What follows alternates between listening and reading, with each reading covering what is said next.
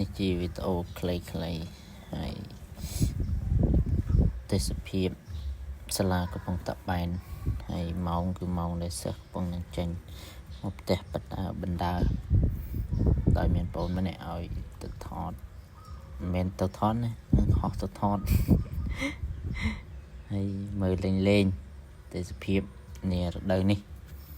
ហើយខាងយើងភ្លៀងរងថ្ងៃជំវិញមើលលេងហើយតិចទៀតនឹងដល់កន្លែងនេះនឹងហើយមើលទៅក្រោយខាងក្រោយសាលានឹងឃើញទឹកស្ទឹងដែលកំពុងនឹងឡើងទឹកស្ទឹងកំពុងតែឡើងបណ្ដើច្រើននឹងកំភ្លេចថ្ងៃតាជូនដំណឹងផងកំភ្លេចថ្ងៃខាងមុខគឺសាលារៀនហ្នឹងគេធ្វើបុណ្យឆ្លងខ្នងទ្វារនិងសមិទ្ធផលនានា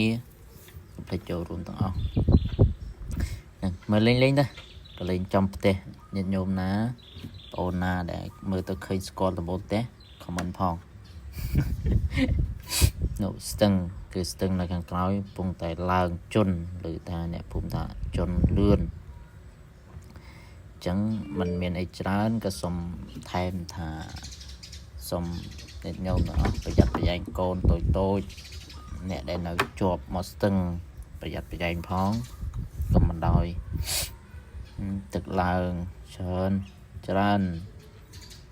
ហើយនេះគឺសាលារៀនកំពុងតបែនថតពីលើហើយមិនសូវជានិយាយទេមានសន្តិការខុសឆ្គងអធិស្ឋាន